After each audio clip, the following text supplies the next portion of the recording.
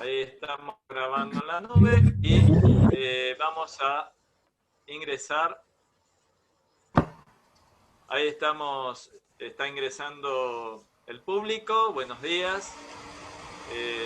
Los invitamos a participar de esta fiesta que va a ser el día de hoy, que se festejan los 10 años del curso superior en psicoanálisis con niños y adolescentes. Van a ingresar, por favor, solicitamos que no reactiven su propio micrófono y más adelante, una vez que los panelistas terminan sus exposiciones, van a poder hacer las preguntas a través del chat. Vamos a esperar un poquito, faltan todavía algunas personas.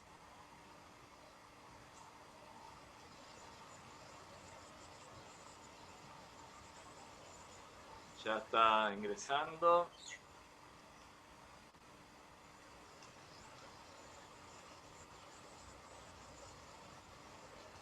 Por favor, a todas aquellas personas que ingresan por primera vez, les solicitamos que nos dejen sus mails. Así la escuela se puede ir, les puede transmitir todas nuestras actividades. Y si no, pueden entrar a la página web de la escuela, www.apg.org.ar. Bienvenidos y te paso, Inés Gutiérrez, la posta para ya comenzar con la actividad. Inés. Se nos fue Inés. A ver. Inés, no se te escucha. A ver. Sí, no se te escucha, Inés. Bueno, mientras tanto, ¿por qué no? Pasamos el video. Pasamos el video. Pasamos el video. Vamos a pasar un video. Alusivo. Que Inés hable por el celular. Inés, ¿podés hablar por el celular también? Si no te llamo y hablas por el celular, Inés. Espera un segundito. Ya te llamo. Y te vas a hablar por el celular. Segundito, ¿sí? Inés. Martita. Te estoy llamando, Inés.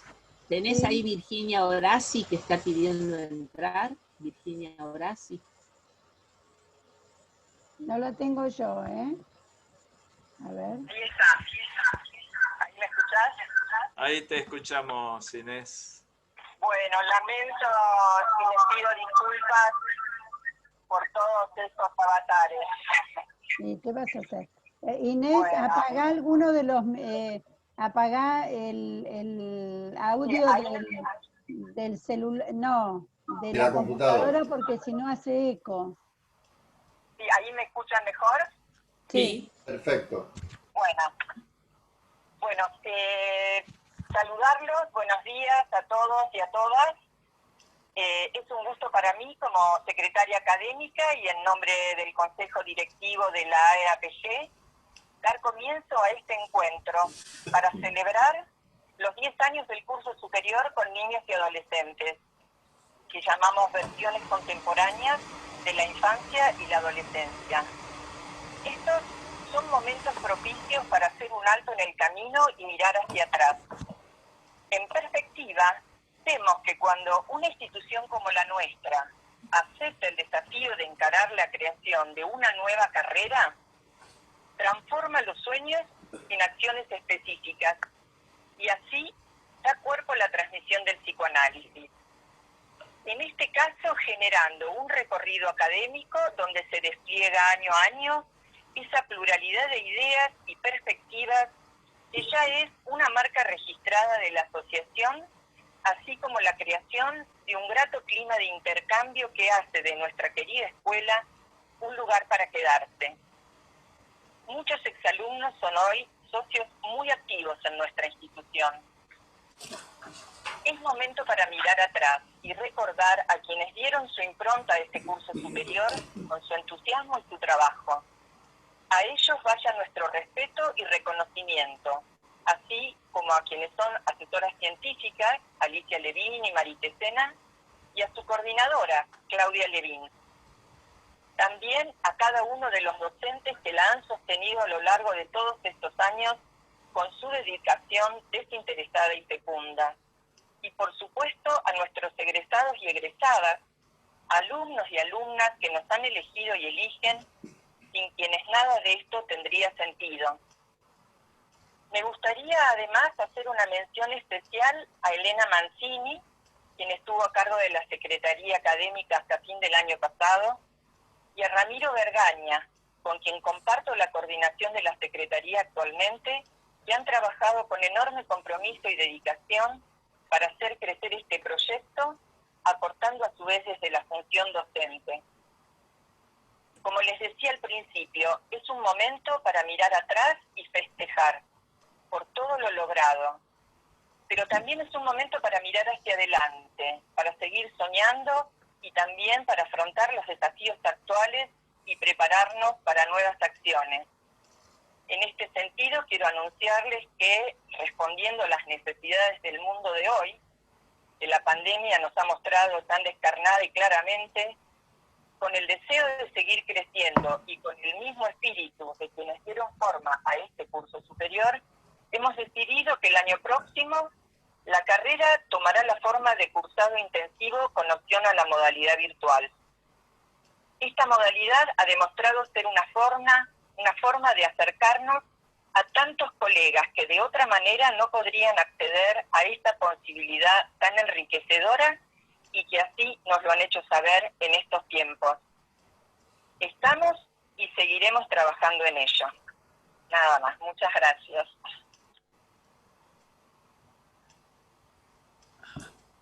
Bueno, vamos a pasar un video.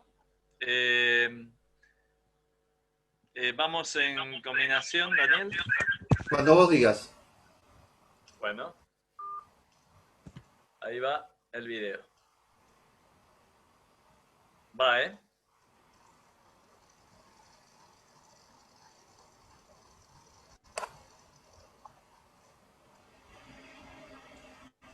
Buah.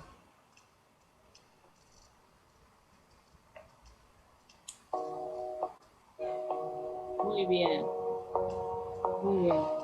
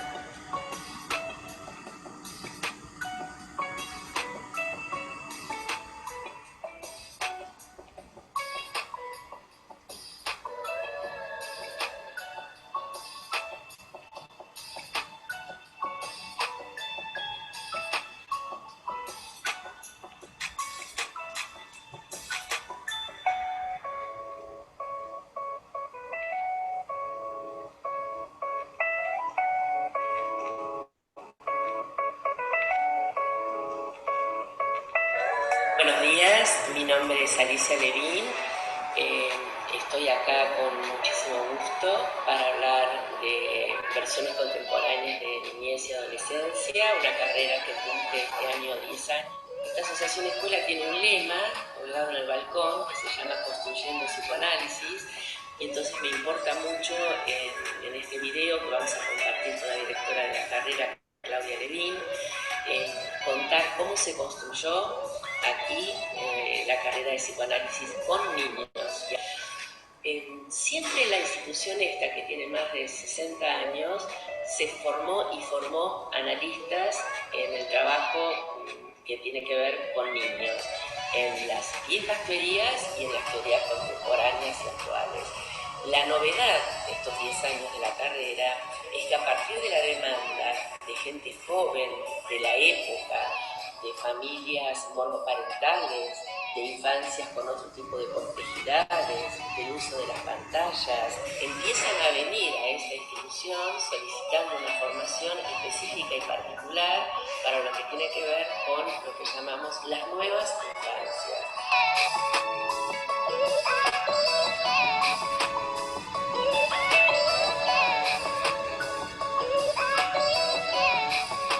Es un gusto para mí presentarles la carrera compartiendo la introducción que hizo mi colega Alicia Levín, una de las asesoras de la carrera de niños y adolescentes, junto con la doctora Marité Sela. Hace 10 años que estamos trabajando en este proyecto que viene teniendo muy buena acogida por parte de los alumnos, colegas que vienen a formarse con nosotros, de nuestra comunidad científica y también de nosotros mismos. El cuerpo de profesores que damos día a día cuestiones de la clínica, de la técnica, del psicoanálisis con niños y adolescentes, tanto en sus versiones clásicas como en las contemporáneas.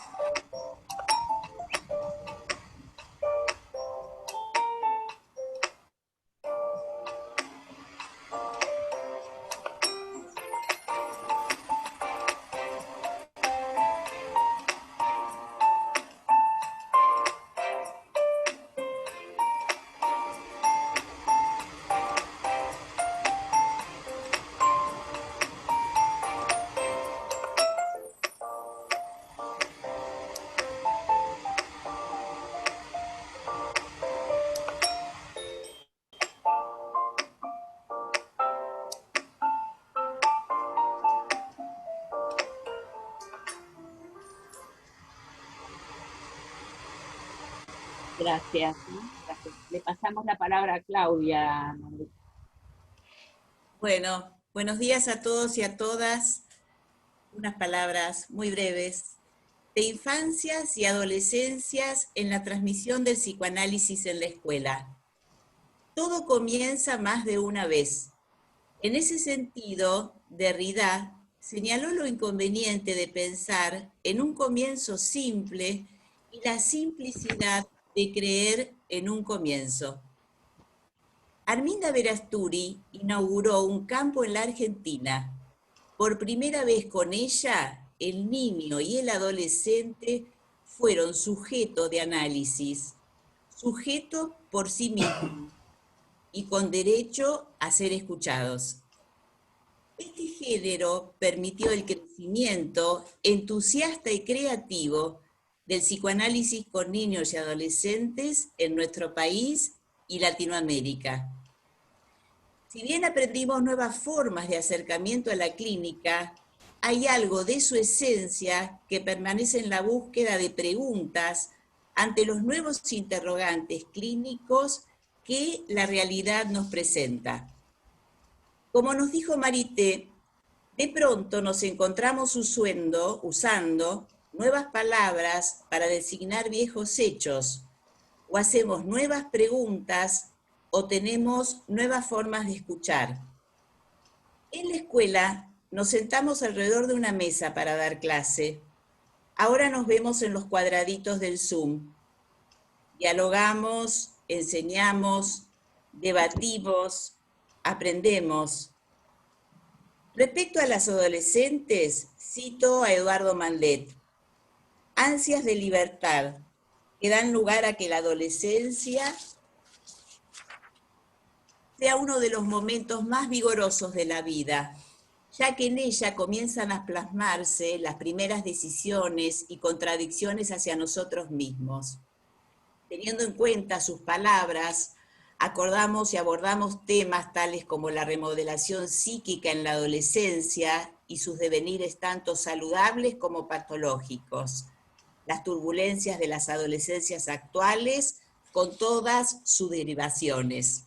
Respecto a los niños, nos preguntamos cómo transmitir los criterios clínicos para el juego de un niño.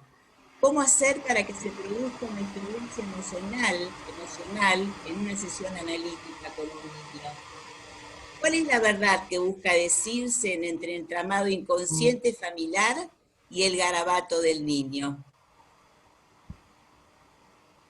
Deseamos seguir construyendo psicoanálisis, dialogando con los aportes clásicos, con nuestros maestros y nuestros alumnos, y rescatando el gesto espontáneo creador en cada uno de nosotros. Bueno, ahora comienza la mesa, gracias, junto con Alicia y nuestros dos colegas. Gracias, gracias. Bueno, buenos días a todas y a todos. Voy a ser lo más breve posible. Queremos, en nombre de la carrera superior, agradecerle al Consejo Directivo y muy especialmente a la Comisión Científica y al Secretario Científico, porque, bueno, como saben que a mí me gusta hablar del origen, esta mesa nos pidió Norberto Lloves cuando asumió que sea la primera del miércoles científico. Me dijo, Ali, vamos con todo. Y era el cumpleaños, y además estaba interesante para poder inscribir. Pero bueno, fue la semana de la cuarentena, así que acá nos ven, resolviendo con la cuarentena. Esta era una mesa para el 1 de abril, y estamos acá, y estamos y estaremos. Gracias entonces, expliqué a la Comisión Científica por esta invitación y por esta reanudación, al Consejo Directivo que tanto sostiene, a nuestra secretaria académica que acaba de hablar, a Claudia que tanto hizo para poder dirigir la carrera, y una sola palabra sobre el origen de esta carrera. Ustedes saben que en la biblioteca hay un trabajo hecho por 4 personas que se llama El Origen, acerca del origen de la asociación, que lo recomiendo, porque como tenemos ahora por suerte mucha gente joven trabajando en gestión, es muy interesante conocer cómo se gestó lo que era la escuela y después la asociación. Ahora, esta carrera se gestó hace 11 años con un pedido que hizo la Universidad de La Matanza que armáramos Marité Sena, nuestra querida perdida Rosmarí, Elsa Cartolano, Eduardo Mandet, Marité y yo en mi casa durante 8 meses para presentarla en la CONEAD. O sea que tiene un trabajo con esa Marité que actualiza. No había todavía el caso Lulú, y como decía Claudia, teníamos familias monoparentales, no sé cuánto, y la Universidad de Matanza un día dijo, no va a ir para la CONEAD, hay mucho, hay acá, y allá, no. Así que la gestión, yo era directora de posgrado, la gestión dijo, bueno, ¿sabes qué? La proponemos como curso. Y faltaba un añito para que por ahí se armara mi lista como presidente. Y no la presentamos como curso. Volvimos, como decía Inés, para atrás y para adelante, como marcaba Claudia, y la presentamos en la gestión de aquel consejo directivo que me tocó presidir como carrera de la escuela, con certificación de la escuela. La única condición es que la coordinara alguien como Claudia Levin, que se la cargó al hombro, y Elena Mancini, que todavía no estaba en gestión, y se la cargó al hombro, así que las 3 armamos, con la asesoría del Cartolano, que todavía vivía, a Rosmarí, Eduardo y Marité, quedamos ahora solo Marité y yo, nos cargamos la carrera al hombro, que tiene convenios interesantísimos que no me voy a dedicar a especificar porque se me acaba a las 11:20, pero por ejemplo, nosotros tenemos convenios con los hospitales, alumnos que venían a los hospitales, y gracias a Lucila de la Serna tenemos pasantes en esta carrera que viven en México. Los alumnos sumamente agradecidos y nosotros. Así que bueno, vamos a dar lugar a la mesa, que los panelistas deben estar rogando que paremos de hablar. La mesa Alicia, de hoy se llama familia. Alicia, discúlpame, se te escucha un poco bajo, y si podés hablar un poquito más, más despacio, por favor. ¿Cómo no? quería apurarme, no era lo que pasa, quería apurarme por la hora, pero bueno, se entendió los agradecimientos y el origen de la carrera que era para la UNLAM y ahora es nuestra, y no va a dejar de ser nuestra, y como dijo Inés, vamos por más, vamos por el intensivo y virtual. Bueno, tenemos un panel que lo tenemos el 1 de abril, que son amigos, gente paciente, profunda, sumamente comprometida con la causa. El tema de hoy es familias complejas, diagnósticos actuales. Va a empezar entonces el panel de hoy, muy intenso y muy interesante, nuestra querida doctora Teresa Helbert. Bueno, Norberto le recordaba el nombre porque ella en un momento dijo, era yo, ¿no? Era yo. Así que la tenemos a Teresa, que es médica psicoanalista y psiquiatra infanto-juvenil y de adultos, coordinadora del equipo infanto-juvenil del Servicio de Salud Mental de la Clínica del Personal Gráfico. Es miembro plenario de la EAPG y docente. Coordina el equipo de psicofarmacología del Centro Raskovsky. Ex integrante del Consejo Directivo de la EAPG, ex vicepresidenta de la Fundación por la Causa de los Niños, Proyecto Casa Verde, en base a las ideas de Dolto, y es escritora de varios trabajos publicados en la editorial Vergara, en una serie que se llama Tópica. Gracias, Teresa, por la paciencia, por la profundidad y por la lealtad. Te damos la palabra. Teresa, ¿dónde estás? Teresa. Teresa, tenés que reactivar el audio. Ahí está. Está bien. Bueno, buenos Viste días que te dije que eras Teresa Helbert, sos Teresa. En principio, muchas gracias por la invitación. ¿Se escucha bien? Perfecto. Bueno, agradezco, es un honor para mí que me hayan invitado a festejar los 10 años de este curso superior, así que agradezco al posgrado, agradezco a la comisión científica y al consejo directivo. Bueno, la verdad es un año, después de 10 años, para preguntarnos qué cambia y qué permanece, y como contó Alicia, este trabajo yo lo escribí antes de la pandemia, porque iba a ser presentado el 1 de abril, y la verdad que la pandemia y la cuarentena como acontecimiento que estoy transitando me permitió resignificar este trabajo, lo que tengo acá escrito. Me lo hizo como más actual, ¿no? Yo he tomado un segmento que tiene que ver con diagnósticos actuales y patologías graves en niños, o sea, me tomé, acoté mi temática a determinados aspectos de la infancia, ¿no? Y lo llamé encauzar las infancias porque es una palabra que tiene una doble acepción. Abrir un cauce para que corran las aguas por él, y también es encerrar una corriente dentro de un conducto para direccionarlo. El plural infancias implica que no hay un modo único de pensar al niño, sino que cada infancia dependerá de múltiples variables culturales, sociales y epocales. Los trastornos generalizados, ahora llamados así, del desarrollo en sus diversas variedades, y los trastornos del lenguaje aparecen en los últimos tiempos como una epidemia en la infancia. Es a partir de este exceso que intentaré pensar e interrogar a qué se debe tal generalización de estos trastornos. ¿Los niños demoran en la adquisición de la palabra? Si es así, ¿por qué? ¿Cómo se piensa hoy la infancia? ¿Cómo pensar los hallazgos de las neurociencias? ¿Y cómo inciden la tecnología y la virtualidad en los niños? ¿Qué infancia habita hoy? ¿Cuál es la cultura de la infancia hoy? En mi desempeño como profesional de salud mental, tanto como psiquiatra y psicoanalista, han aumentado las consultas de niños pequeños derivados, ya evaluados por pediatras del desarrollo y neurólogos con los diagnósticos mencionados.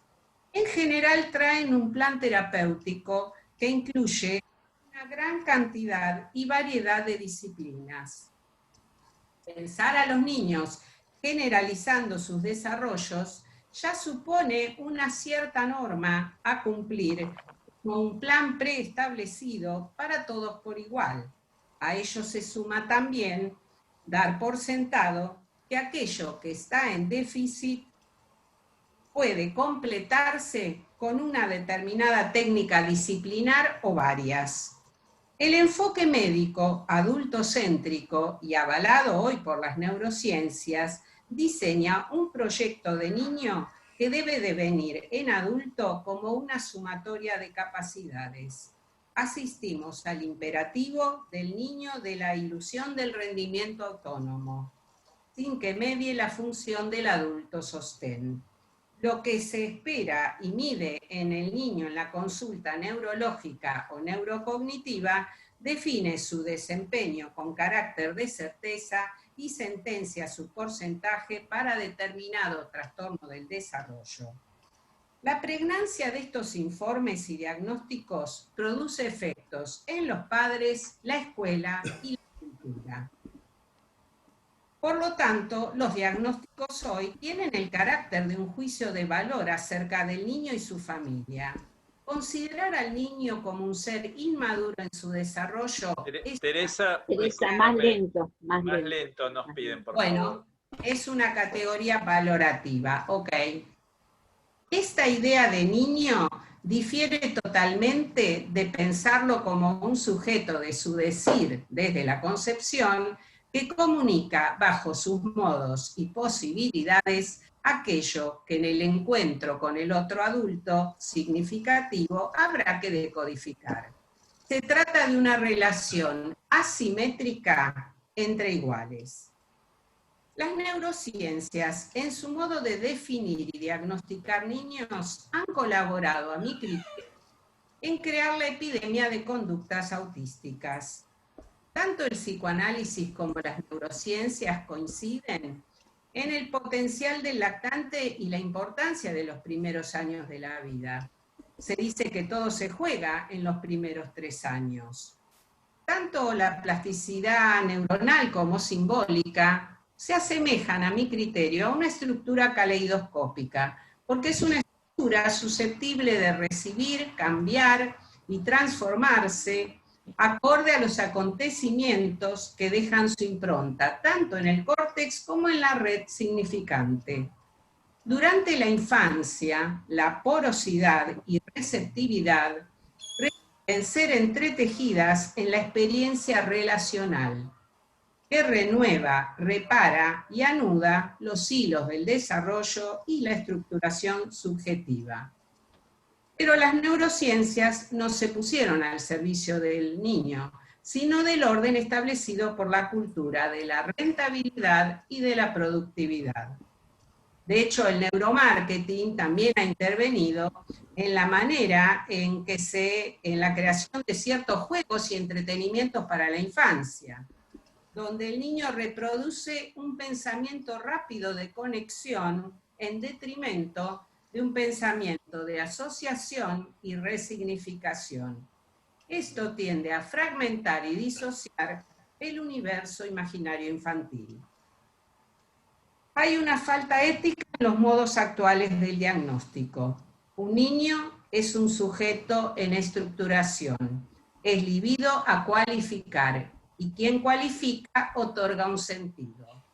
Los niños reaccionan, se defienden ante los excesos que no pueden tramitar, sean estos los pulsionales o aquellos desde el contexto.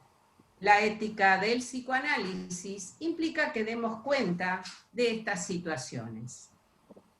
El imperativo de velocidad de estos tiempos, donde todo infante debe aprender rápido y de una vez, no permite el armado paulatino de los procesos simbólicos. El tiempo actual para un niño no es solo una temporalidad veloz, urgente e indiscriminada, sino también simultánea, colocando pasado, presente y futuro en el mismo plano. En esas condiciones la memoria no tiene espacio, está sustituida por la rapidez. La inmediatez no deja huella. ¿Cuál es el tiempo que se otorga a la infancia para jugar? ¿Juegan los niños hoy? En la clínica con niños pequeños, y no tanto, nos encontramos con manifestaciones de esa fuerza real que no logra representación. Para la niñez, el desarrollo del lenguaje es el encuentro sutil con lo inesperado. No tiene que ver con velocidad ni con acumulación. Es dejar jugar los sonidos y que jueguen en uno. En el mundo frenético que se les impone a los niños, ¿será posible que construyan pensamientos a la velocidad de las imágenes? Para pasar de la cantidad a la cualidad, es necesario rescatar el concepto de ritmo. El ritmo es una estructura simbólica organizada como una serie de tiempos fuertes y débiles repetidos a intervalos regulares. Es la expresión simbólica más primitiva del deseo. Es ese ritmo en dos tiempos que determina la presencia y ausencia de ese otro significativo en el inconsciente. Lo que Dolto llamaba el pasaje de lo sustancial a lo sutil, ¿no? Esa función de dique frente al caos funcional. Es una estasis en el sistema. Es lo que observamos en los niños en sus primeros balbuceos, cuando dicen da, da, cuando están jugando y empiezan a decir mamá, o lo que Freud mismo denominaba con el juego del fordá. Hoy observamos en muchos niños fallas en esa función de expansión del ritmo, e impiden el armado de esa red yoica que actúa como barrera de protección contra la desmesura del goce. A mi criterio, esas fallas están asociadas a la dilución de la función del otro significativo, ya que la cultura de hoy impone como modelo un otro autoengendrado, autónomo, ahistórico, robótico y a la velocidad de un clic. ¿Acaso no denominamos a los niños nativos digitales? Naturalizar esa nominación tiene sus efectos. La incapacidad de fantasear responde a la dificultad de simbolizar y representar. Esto va asociado al escaso espesor y volumen del lenguaje, tanto verbal, corporal, gestual y escrito. El niño representa lo nuevo en una sociedad y se lo impulsa solo a repetir lo que el adulto propuso como proyecto para él. ¿Cuál es el espacio singular de lo nuevo que expresan los niños? ¿Serán estas manifestaciones donde predomina la inhibición, el encierro defensivo o la inquietud sin límite, los modos en que los niños expresan su malestar en la cultura actual? ¿Será su silencio atronador el modo de mostrar su sufrimiento? Dolto decía, se habla mucho de él, pero a él no se le habla. ¿Cómo pensar la apropiación de la palabra por parte del niño al que solo se juzga y al que no se le da la palabra? ¿De verdad escuchamos a los niños? Ellos nos interpelan a pensarlos, a escucharlos y darles la palabra. En el servicio de salud mental de una institución asistencial, una madre consulta por su hijo de 2 años. En la entrevista de admisión, la madre se muestra preocupada porque su hijo no habla y es muy inquieto. Ella dice no poder contenerlo. Entretanto, el niño deambula por el consultorio sin poner atención en nada ni en nadie. Emite sonidos como aullidos. Converso con la madre acerca de la historia familiar y mientras ésta me relata el fallecimiento de su madre durante el embarazo, el niño levanta la remera de su madre e intenta sacar el pecho para succionar. ¿Cómo pensar este acto del niño, sino como un modo de comunicar su relación fusional con su madre y sumida en un duelo significativo, no ha podido promocionar las castraciones estructurantes para el acceso al mundo simbólico de la palabra? Dolto decía que el sujeto que existe desde la concepción se encuentra siempre en lo simbólico como parte de una cultura y de una historia que lo precede, pero que esta función simbólica debe ser activada en cada niño a través de una operatoria a cargo de quien ejerce la función maternante. Esa operatoria es la castración simbólica. En el caso antes mencionado, aún no hay un niño recortado en su imagen del cuerpo de su madre, aunque desde la mirada del observador lo están, su voz y sus posibilidades de hablar son aún parte de la madre. Él obtura el dolor de su madre. El sonido y la voz no han cavado aún su boca como zona erógena, ya que es la función de intercambio con el otro la que va creando al órgano. El niño del relato con su grito ha enmudecido el dolor de su madre. Desde esta perspectiva, es solo a partir de la tramitación por parte de la madre de su propio duelo cómo podrá ir empezando a construir un lugar y una voz para ese niño. El grito es un símbolo del dolor y se inscribe en la memoria. El mismo fenómeno se produce con el lenguaje. Las palabras oídas son las intermediarias necesarias para que el pensamiento sea, gracias a la memoria del lenguaje, un proceso activo constante. Esta materialidad sonora del lenguaje, que lo hace apto para inscribirse en nuestra memoria, implica que el lenguaje no es solo un sistema simbólico, sino un órgano físico y real.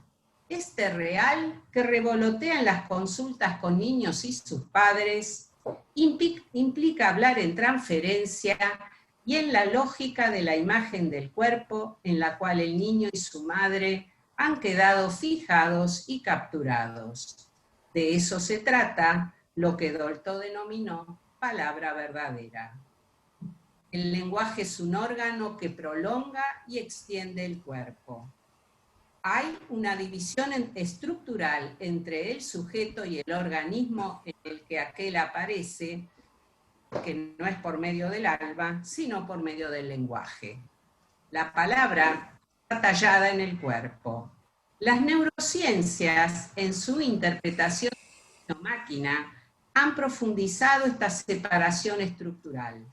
Esta operatoria de articulación de un lenguaje encarnado en un cuerpo psíquico estaría cada vez más dificultada de producirse en una cultura que mira al niño como un producto de un conjunto de funciones a desarrollar recortadas de su contexto relacional, siendo que son esos otros los que tendrán esa función significante e integradora.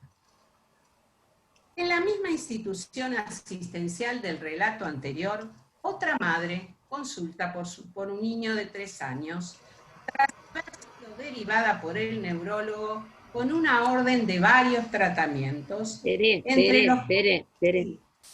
Me toca la parte de soplar las velitas, no trajimos los gorditos, pero la horrible parte de decirte que no tenés más de 6 minutos. Para la segunda vuelta tienen 6 minutos. ¿Tengo 6 minutos? Pero 6 son 6, no son 6. Sí, quédate tranquila. Sí, gracias, sí. Gracias. En la misma institución asistencial del relato anterior, otra madre consulta por un niño de 3 años tras haber sido derivada por el neurólogo con una orden de varios tratamientos, entre los que se incluía la consulta con el psiquiatra infantil. En la entrevista de admisión, junto al niño dice, no tiene límites y no habla. Mientras tanto, el niño, sentado sobre ella, comienza a inquietarse. Si bien hay una caja de juguetes, la madre no suelta al niño. El niño berrea un poco, la madre se pone tensa y lo sujeta aún más. El niño busca y tironea de la cartera de la madre. Finalmente, ella saca el celular y dice, para que se calme.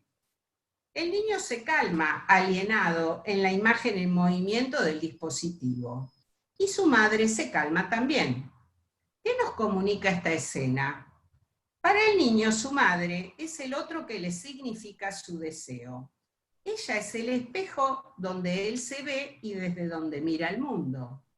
El niño no solo ve, sino que siente en la tensión del cuerpo de su madre respecto del propio, que su madre se alivia con este objeto, por lo tanto dirige su atención donde solo significa su madre. Esto ya muestra un modo de comunicación madre e hijo establecido, donde el mediador calmante es un objeto por el que el niño queda hipnóticamente capturado.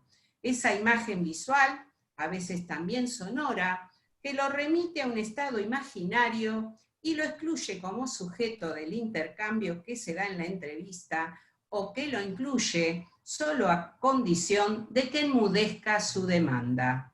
Además, la madre no lo separa del cuerpo. Hoy los niños están siendo desalojados como posibles sujetos de su propio discurso. La imagen escópica en los niños pequeños no solo los remite a lo imaginario, sino que anula otras posibilidades de comunicación y de demanda. Las demandas de los niños son su modo de estar y dan cuenta de su deseo de comunicación con el mundo. El adulto las significa, las acota, las desestima, las satisface parcialmente, y esos diversos modos organizarán el modo singular de cada niño de habitar el mundo, condicionando y creando los motivos morales que mencionaba Freud. Para terminar, la pandemia y la cuarentena fueron un develador respecto de lo que, según señalé antes, ya venía ocurriendo con los niños. Lo puso en evidencia. Al frenar la circulación, el tiempo cambió, se desaceleró y los padres se encontraron a solas con sus niños en la intimidad de un hogar que en muchos casos poco tenía de esas características. Pararon las acciones fuera del hogar, se interrumpieron los tratamientos intensivos y se observó la ausencia de contacto con la propia intimidad en muchos niños. Algunos niños, muy exigidos por los excesos de demandas de tratamientos y tareas escolares, se aliviaron. Apareció algo del tiempo subjetivo. Las madres y los padres comenzaron a protagonizar la escena en la comunicación virtual. La convivencia en este presente continuo en que se convirtió la vida se tornó inquietante para muchos. Quedó a la vista lo poco que juegan los niños y también los padres. Se torna necesario volver a preguntarnos, ¿por qué no juegan? Repensar el juego, ya que la cultura del consumo transformó la idea de jugar de acuerdo a los criterios del mercado. El uso de dispositivos tecnológicos se volvió necesario como único medio de contacto con el mundo exterior a lo familiar. En algunas familias comenzaron las disputas ante la escasez de la cantidad. En otras, en cambio, cada cual atiende su tablet. Los niños pequeños no se mostraron tan interesados. Para ellos, ver a sus terapeutas, otros niños y familiares en una pantalla resultó inquietante en muchos. Desisten rápidamente y se van. Otros demostraron una excesiva habilidad que contrastaba con la pobreza asociativa y motriz que presentaban. Otra vez hizo evidente lo que ya venía pasando, esto que naturalizamos como nativos digitales. Esta relación que observo entre el exceso de digitalización en los niños y sus marcas en la pobreza asociativa, gestual y lingüística, el cuerpo desanudado, puesto entre corchetes, y la multiplicidad de manifestaciones de descontrol motriz e impulsividad. Todo ello da cuenta de la fragilidad de lo infantil en la escena maquinal. Por eso, uno de los trabajos es cómo usar esa máquina en este contexto al servicio de la comunicación y del armado de una significación que no sea la plana alienación a la imagen pasiva. Necesitamos una terceridad, crear la ficción de hacer como si fuéramos tres, salir de lo binario que propone la máquina, todo un desafío. Bueno, dejo aquí.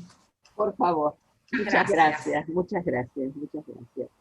Para los que están preguntando, y esto incluye a Daniel Weisbrot, además de los agradecimientos, y en las 198 personas que estamos presentes acá, acaba de entrar mi coasesora Marité Sena. Bienvenida, Marité. No voy a nombrar a todos los que están presentes, que me escribieron ayer, que cambiaron un montón de horarios para poder estar, que Claudia los conoce muy bien, que es toda gente que nos facilita instituciones. Así le doy la palabra a Dani, amigo personal, amigo de la casa. Daniel Weisbrot nació en Buenos Aires, es psicoanalista y escritor, miembro titular de la Asociación Argentina de Psicología y Psicoterapia de Grupo, institución de la que ha sido presidente en 2 oportunidades. Doy fe.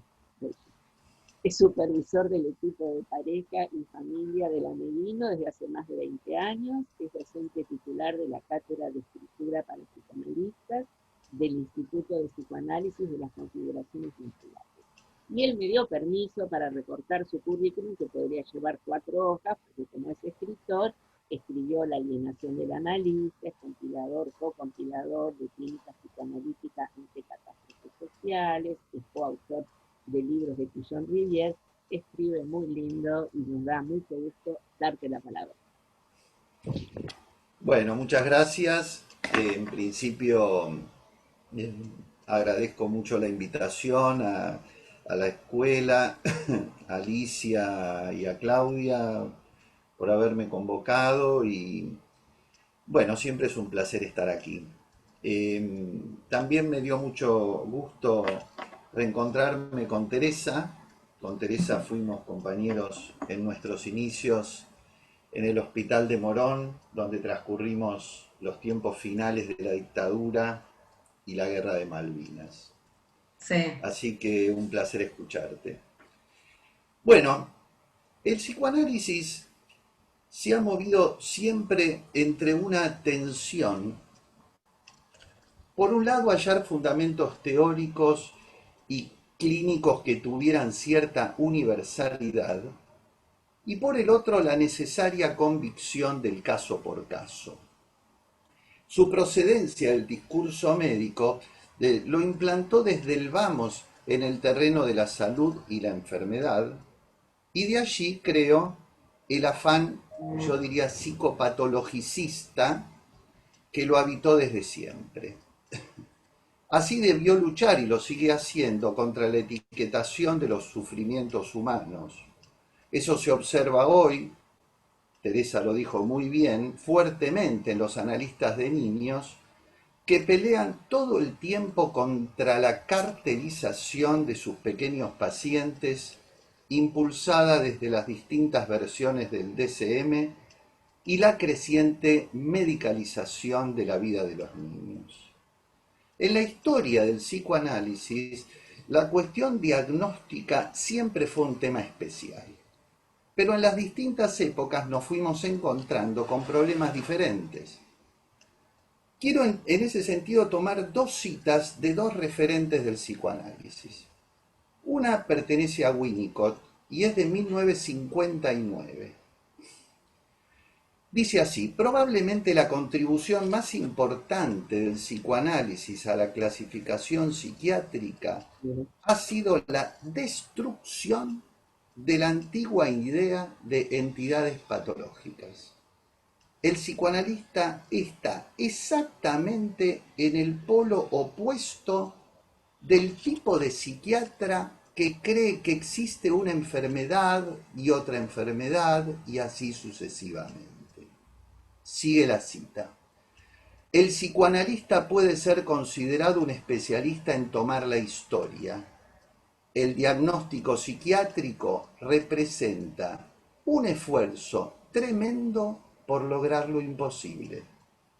Y no solo va aclarándose a medida que avanza el análisis, sino que también se modifica. Un esquizoide, culmina la cita, puede resultar ser el miembro sano de un grupo familiar enfermo. Bien, 60 años más tarde, la cuestión sigue vigente, pero los problemas son otros. La segunda cita que quiero mencionar es de Isidoro Beck, que la dio el año pasado durante su seminario, donde se proponía una reconsideración de los diagnósticos. Miren lo que dice. Esto no es ingenuo, no es sin consecuencias. Recibo mails de Patrick Landman, que está liderando junto a Gerard Pommier la lucha contra el DSM. El Instituto Nacional de Salud Mental de Estados Unidos suspendió los subsidios a los autores del DSM porque descubrió que al menos 2 de ellos estaban pagados por las empresas farmacéuticas. En Francia, continúa la cita, Le Nouvel Observateur y Le Figaro sacaron un comunicado reclamando que se prohíba el psicoanálisis en los procesos judiciales y que se expulse a todos los profesores universitarios que expongan desde el psicoanálisis. Concluye la cita, plantear un diagnóstico que incluya trazos diferenciales, que consideren lo real, que no puede ser cubierto por una estructura estandarizada, afecta grandes intereses. Enfrenta un modo automatizado que pretenden las grandes aseguradoras, las empresas farmacéuticas. Nosotros vamos en contra de esos intereses. Nos alienta una ética del deseo que sitúa al sujeto como no negociable. Fin de la cita. Entonces, se trata de introducir la historia singular por sobre lo estandarizado, la dramática familiar por sobre los automatismos. Y ahí estaba Freud, de paso el recuerdo de que hoy se cumplen 81 años de su fallecimiento, gracias a él estamos todos acá. Estaba Freud, decía, tratando de salir de la trampa, yendo y viniendo entre los diagnósticos y la vida misma. En ese camino fundó un psicoanálisis potente, a mi modo de ver, cuando produjo un monumental salto epistemológico en el malestar en la cultura.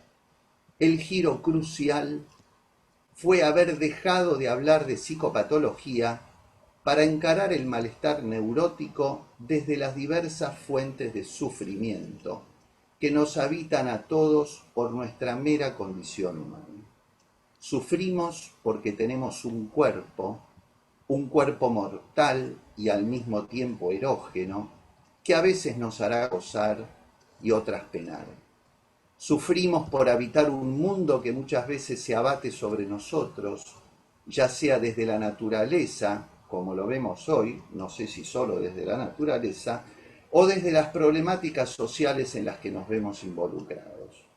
Sufrimos además por los conflictos que nos deparan los vínculos con los otros y finalmente por la insuficiencia de las normas que regulan esos vínculos entre nosotros, de manera que no hay modo de estar en la cultura sin que la vida a veces se llene de malestar. La polémica entre lo invariante y la singularidad se vio interrogada en los años 70 con la aparición de Edgar Morin y con Ilya Prigogine, cuestionando fuertemente las ataduras estructurales, fundando un nuevo campo, la lectura de lo complejo. A partir de ahí se trató de situarnos de otro modo en el eje azar-determinación, pensando la estructura como situacional. La aparición de las estructuras disipativas marca la aparición de la flecha del tiempo en la ciencia y por ende de la imposibilidad de repetición textual. Lo que adviene es la incerteza del futuro, la imprevisibilidad absoluta. Hoy, por ejemplo, entre nosotros está la pandemia, desde sus formas más horrorosas y devastadoras, donde la enfermedad y la muerte acechan desde lo real, hasta otras inquietantes, generadoras de diversos modos de la angustia, pero también en formatos más sutiles, en los cuales su presencia resulta imperceptible. No se trata entonces de homogeneizar padecimientos, sino justamente de todo lo contrario, escuchar en cada uno de nuestros pacientes, parejas o familias que atendemos sus afectaciones singulares y los diversos modos de transitarla. Se hace necesario reconocer en nuestros pacientes hoy día la condición de afectados por la pandemia. Y la diferencia no es banal, ya que muchas veces nos encontramos con trastornos y no con síntomas, en tanto no son transacciones entre deseo y defensa, sino consecuencias del exceso y de lo que a partir de allí es disparado. En algunas consultas vemos que la pandemia produjo ciertos enclaves traumáticos donde la magnitud del conjunto de sucesos no permitió integrarlos a la red representacional. En el libro ¿Y mañana qué?, Elizabeth Roudinesco le pregunta a Derrida, ¿qué es una familia? Y él le contesta, siempre habrá, dice, no la familia, sino algo que llamamos familia, lazos, diferencias sexuales, relación sexual, incluso ahí donde no la hay, como diría Lacan, un lazo social alrededor del alumbramiento, esto me parece fundamental, un lazo social alrededor del alumbramiento en todas sus formas, efectos de proximidad, de organización de la sobrevida y del derecho. Pero esta persistencia de un orden no produce ninguna figura a priori de familia. Veamos una viñeta de una familia. Terminaba el 4º cumpleaños de Joaquín y los invitados se estaban yendo. Guillermo, padre del niño, deseaba que esa noche finalmente lograran encontrarse con Adela, su mujer. Ella también lo deseaba y así fue que mientras los últimos invitados se terminaban de ir, corrió presurosa a la habitación matrimonial con sus hijos, Joaquín y Joana, a intentar que se duerman. Guillermo terminaba de llevar las copas a la cocina y se dirigió a la habitación. ¿Se sigue? Sí. Entré y el espectáculo era tremendo. Ella con los pibes abrazados durmiendo. Yo no tengo lugar, no hay lugar ahí para mí. Agarré mi almohada, me fui a dormir al sillón del living, con ella no se puede. ¿Ves que sos un pelotudo? Yo los estaba durmiendo para estar con vos. Tarado, ¿por qué no me viniste a ayudar? El señor se ofende y se va, andate de una vez, siempre amenazando con Cataluña. Ah, ¿eso es lo que querés? ¿Querés que me vaya? ¿Que me vaya para allá? Me voy. No hay problema, seguro que allá me hacen más lugar que el que me haces vos. Me cuentan que Guillermo es catalán, vive en Buenos Aires desde hace más de 10 años. Adela es algo más joven. Se conocieron en Barcelona en un viaje de ella. Tuvieron una pequeña historia que no prosperó más que una noche. Años después se cruzaron acá en Buenos Aires, en el cumpleaños de una amiga en común, y la cosa empezó a tomar otra dimensión. Pero un día, hace unos años de esto, estalló Cataluña. Y al poco tiempo Guillermo ya no quiso ser llamado así. Le pidió a su mujer y a todos sus amigos que lo llamaran Guillem, tal como figuraba en su partida de nacimiento. Y si bien todos le decían Guille, habitual apócope de su nombre, él decía, Guille no es Guillem, se acentúa distinto, no suena igual. Guillermo nació en plena efervescencia española por la caída de Franco en 1975, catalanes ambos padres que se habían acoplado sin cuestionar a la identidad española. Pero su nombre, su partida de nacimiento, le decía al pequeño Guillem que algo había ahí de importante. Guillermo estudiaba catalán, jugaba con su hijo mayor a descifrar algunas frases, y hasta allí, para Adela, ese era un juego divertido. Pero Guillermo fue por más.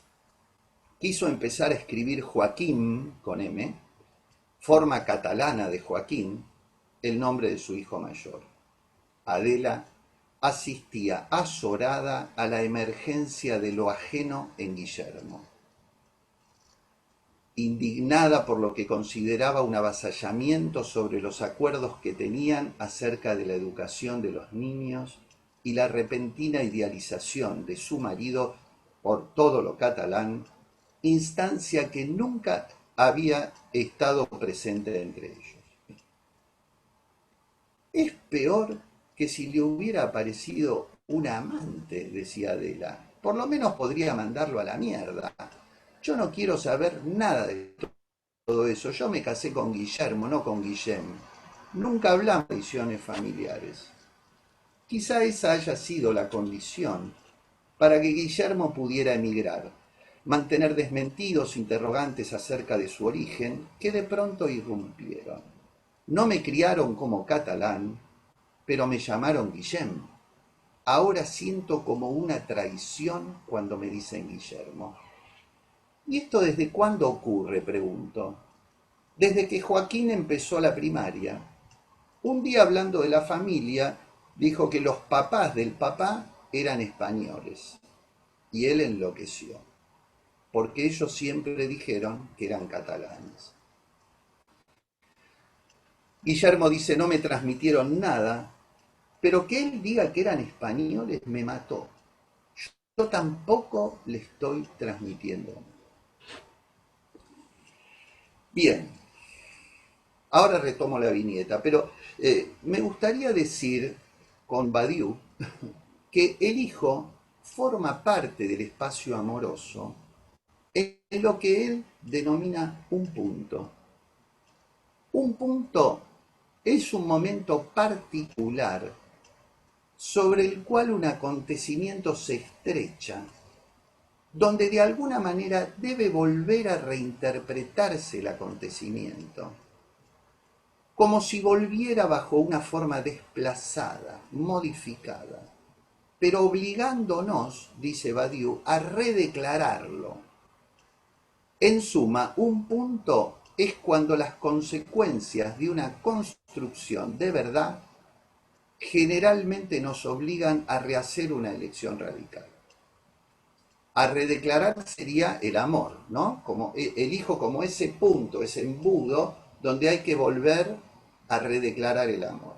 Entonces, lo que nosotros vemos clínicamente es que si la pareja ha llegado a ese punto para el amor, hay una suerte de prueba que deberán atravesar alrededor del nacimiento.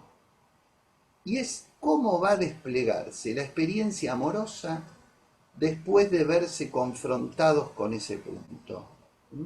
Allí se inaugura la exigencia de un nuevo trabajo vincular. Las prácticas con familias y parejas nos fueron poniendo en cuestión que el psiquismo fuera tan solo un aparato que se tiraba en un diván.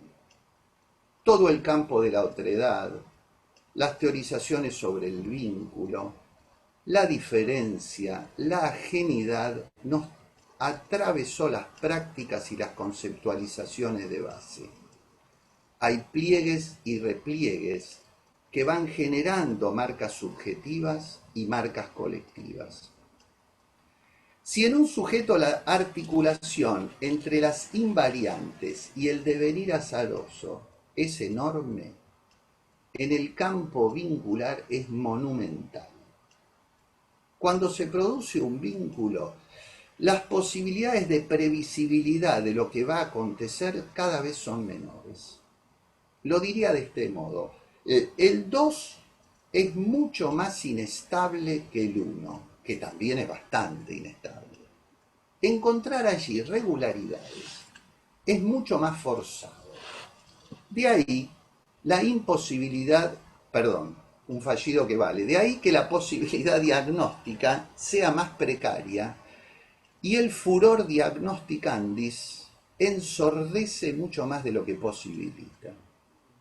Por ejemplo, la decisión de habilitar la filiación genera un movimiento vincular que pone en juego la sucesión de generaciones y la posición de cada uno de los sujetos del vínculo en relación a sus propios orígenes. Nace con el hijo la necesidad de un nuevo trabajo vincular sobre aquello que se habrá de transmitir acerca de la historia. No es un trabajo para nada sencillo, dado que los obliga a pensarse de nuevo. Lo catalán había sido para Guillermo ajeno a sí mismo, y su emergencia lo impactó y los impactó.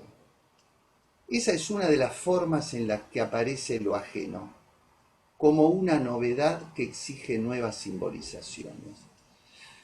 En este momento de la familia hay una tensión entre la historia, el legado, la transmisión y la posibilidad de que el hijo advenga como acontecimiento. Algo así decía Teresa cuando hablaba, ¿no?, el hijo como lo nuevo frente a la exigencia de lo que debería ser.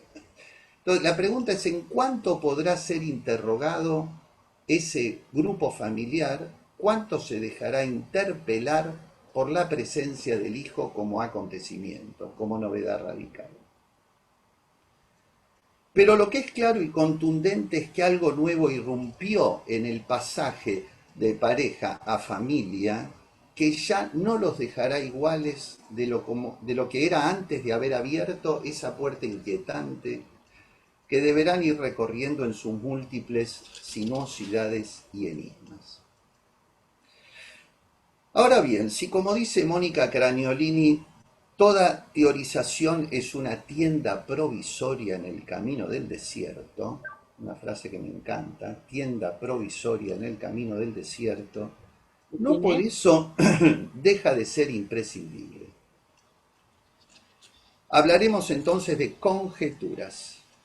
No se tratará de verdades reveladas, últimas, definitivas, sino de aproximaciones, de ideas acerca de cómo pensar el sufrimiento de los sujetos en los vínculos que habitan, que los constituyen y los sostienen, que son condición de su humanización y a la vez testigos mudos de sus luces y sus sombras. De esas vidas somos testigos los analistas que recibimos a familias en nuestros consultorios, que asistimos al dolor del sujeto cuando el otro excede lo que de él se puede representar, que arde cuando el otro no está allí donde se lo espera.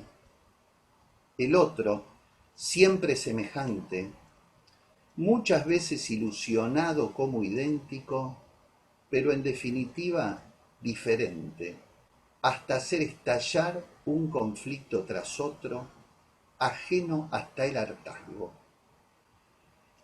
Imposible de representar más que en algún rasgo, algún color, algún matiz.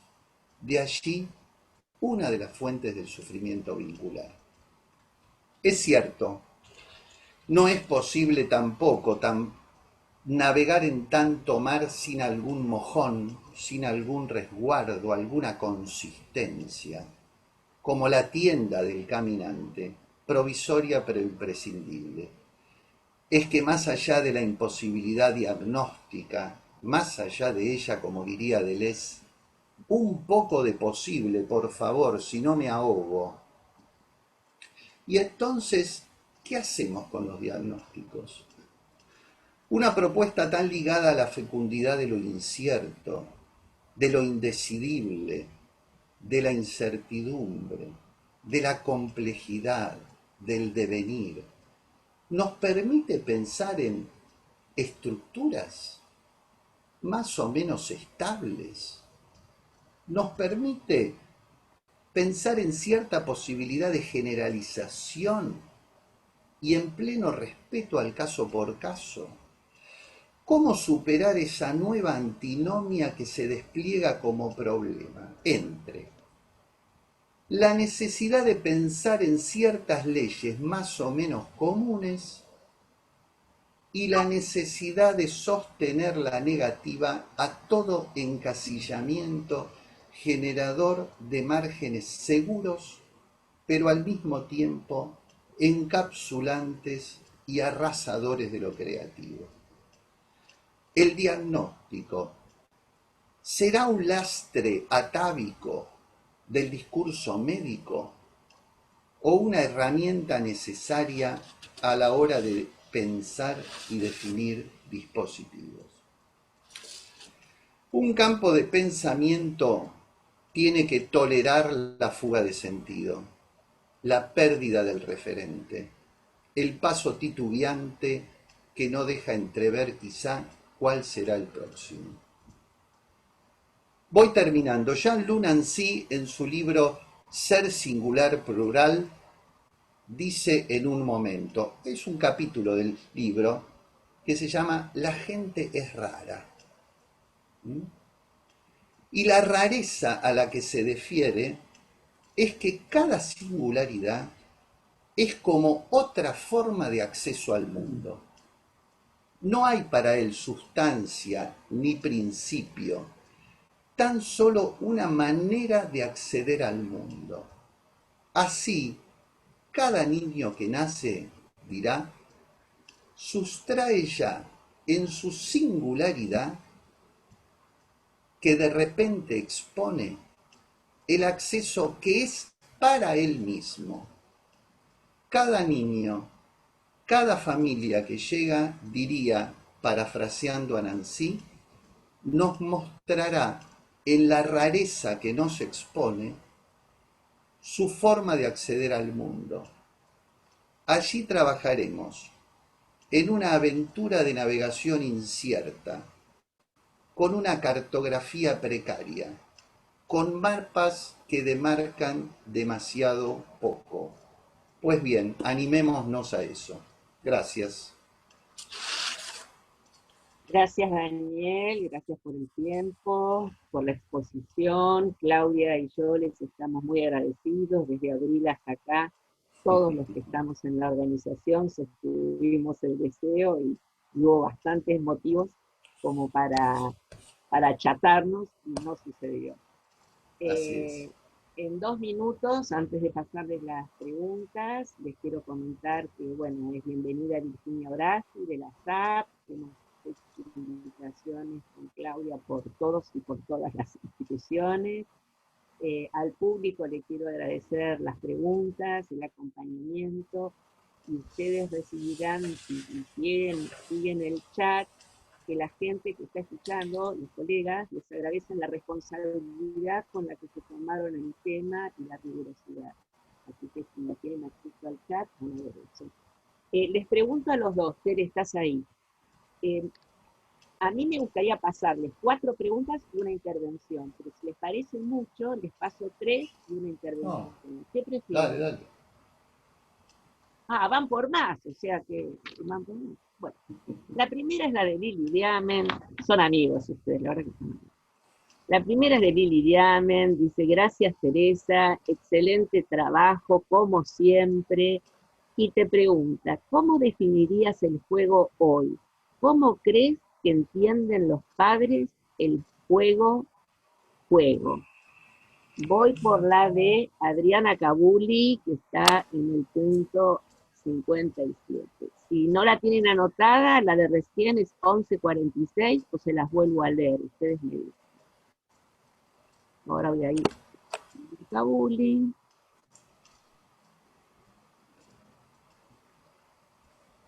Teresa, ¿por qué pensás que hay más consultas por los llamados trastornos del desarrollo ¿Hay más dificultades en los niños que antes o se consulta más?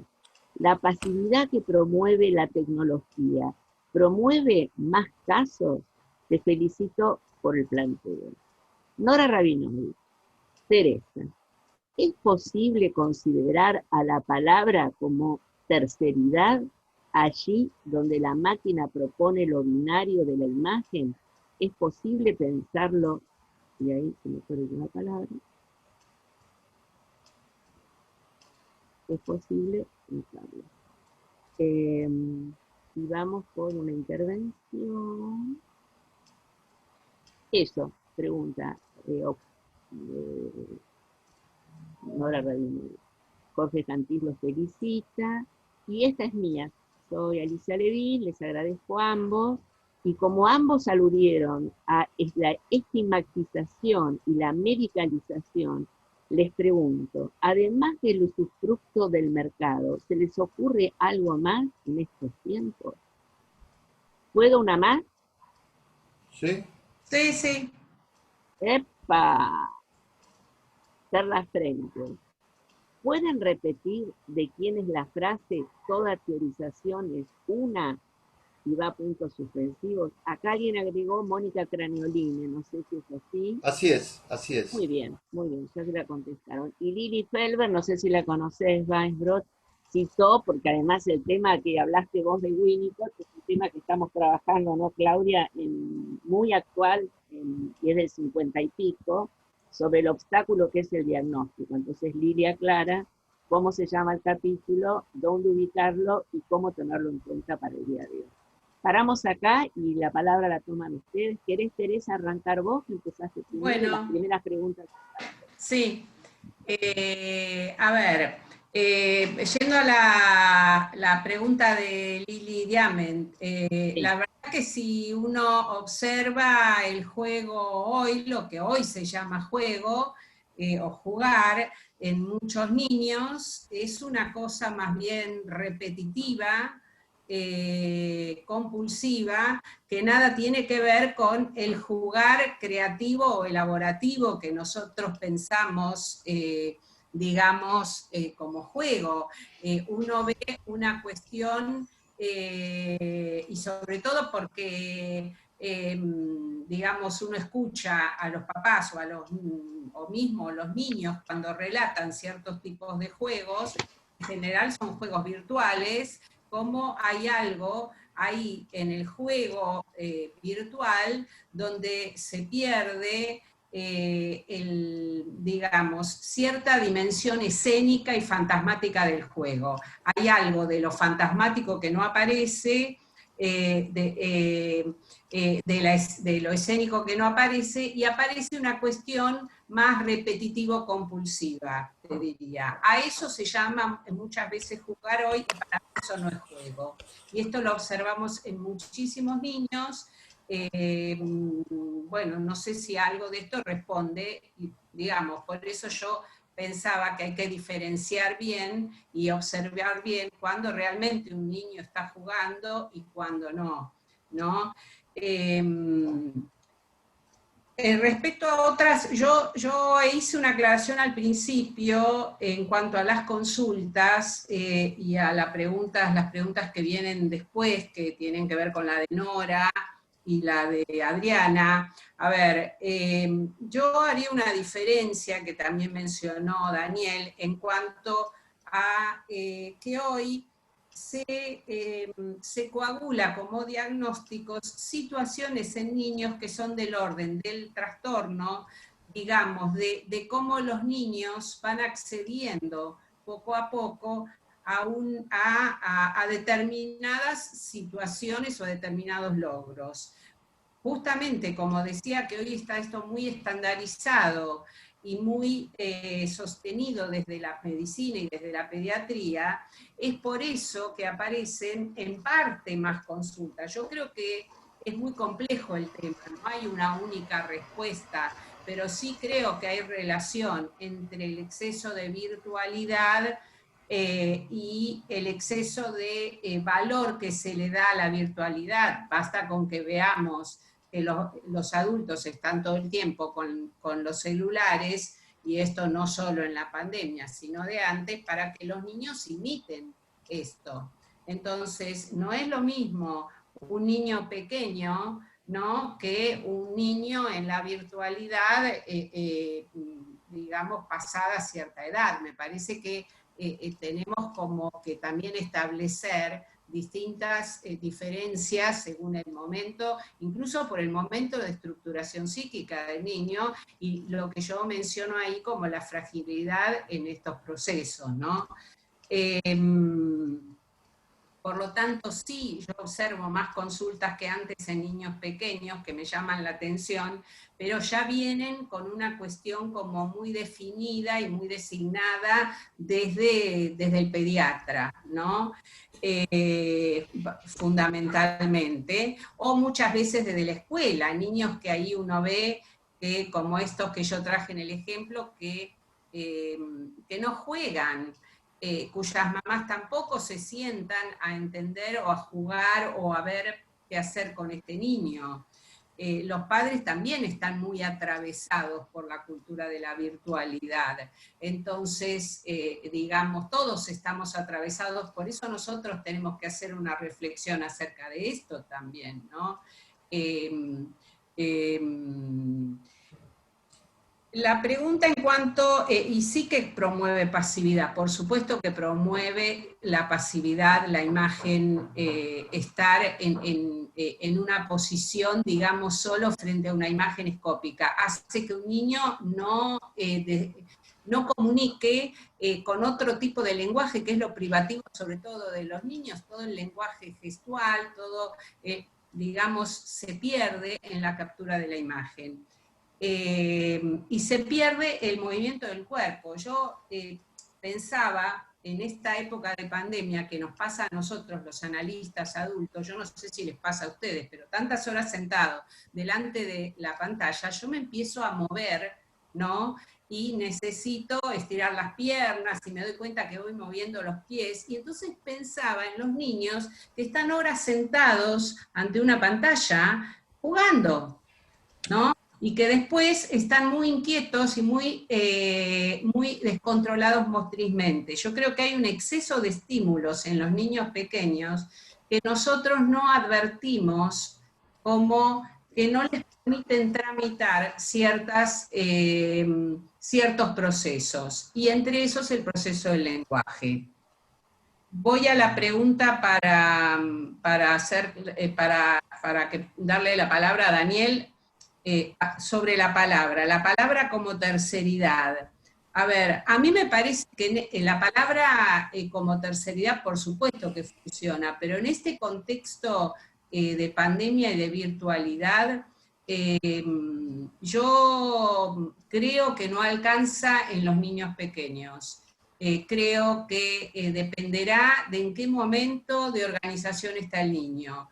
Me parece que yo lo que estoy tratando es de buscar, de apelar a una terceridad también humana, y trato de que los niños, por ejemplo, estén acompañados con la mamá o el papá. Hago un trabajo distinto en este momento cuando es necesario. Estoy muy poco con los niños en la virtualidad, salvo niños más grandes, y en otras condiciones. Yo estoy apuntando a niños pequeños hasta 5 años, ¿no? En ese contexto, la verdad que no me parece que alcance ni con la mirada ni con la palabra en el contexto de la virtualidad, ¿no? La otra vez estaba una mamá con una nena de 4 años, y era interesante porque, bueno, yo voy trabajando más con la mamá, y la mamá me cuenta, porque yo, claro, los nenes miran y no nos miran desde la pantalla, se miran a ellos mismos en la pantalla. Entonces la mamá tapaba con un papelito la imagen de la nena para que la nena pudiera mirar, por ejemplo, ¿no? Entonces, bueno, digo, no alcanza, me parece, no es suficiente en algunos niños. No sé si respondí, bueno. Bueno, dejo un poco a Daniel y después por ahí sigo. Diría, no sé, Alicia, ¿qué te parece a vos? Pero yo fui leyendo, porque estas preguntas me parece que estaban más dirigidas a Teresa, fui viendo que después aparecían otras preguntas. No sé si si me das permiso para ir tomando lo que ¿Y apareció después. querés que te lea la de Gloria Badi? Bueno, por ejemplo, sí. Dice Daniel, justamente yo me iba a tomar esa libertad como de invertir ahora el orden de las preguntas para que Dale, ustedes también jueguen, ya que estamos Claudia y yo como sí. atravesada por el juego. Gloria pregunta, ¿cómo pensás tu idea en relación al sufrimiento como la insuficiencia de las normas que regulan los vínculos con el concepto de acontecimiento? ¿Se pueden cruzar ambas ideas? Gracias por tu excelente trabajo. Bueno, mucha gente pregunta por el poder tener los trabajos, y ya lo explicamos que sale mañana esto en Hay YouTube. una pregunta, Alicia, de Nora Rabinovich. Sí, ahí voy. Ah, sí, sí, En la viñeta que leíste, Daniel, se trata, por eso pensaba invertir, ¿viste? claro, Porque claro. me Sí, sí, parece que sí. hacemos más dinámica. Gracias, Norbert. En la viñeta que leíste, Daniel, ¿se trata de un acuerdo implícito, te pregunta Nora Rabinovich, que se rompe el de Guillermo dejando a la sombra su identidad como catalán? Así que si querés vamos por estas dos Dale. y después Hay, perdón, hay un comentario breve de Perla Frengel, comparto para Daniel también. Daniel, dale. qué interesante el caso que traes. Me recuerda los temas de los contrabandistas de la memoria de Jasún. Bueno, Bueno, hasta nos, ahí. nos queda el bese a trigo para Teresa, lo leo, Tere, anotalo. Teresa, ¿por qué a los padres o algunos, así, no, Claudia? Llegamos como a las 4 preguntas. Sí, les damos. Teresa, ¿por qué a los padres o algunos les cuesta limitar el uso del celular en la primera infancia? Pregunta el trigo. Entonces, le damos la palabra a Daniel y después pasamos a Tere y hacemos otro Bien. dinámico. Gracias, Clau.